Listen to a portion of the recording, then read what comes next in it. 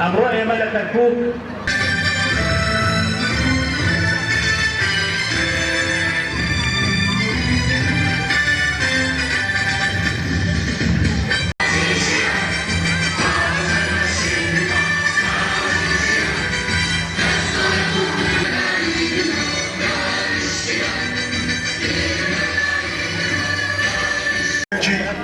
دەستپێکی دەوا لە هەموو قوتابخانەکانی عێراقی اتحادی بەگشتی و خوێندنی کوردی لە شاری کەرکووک بەتایبەتی.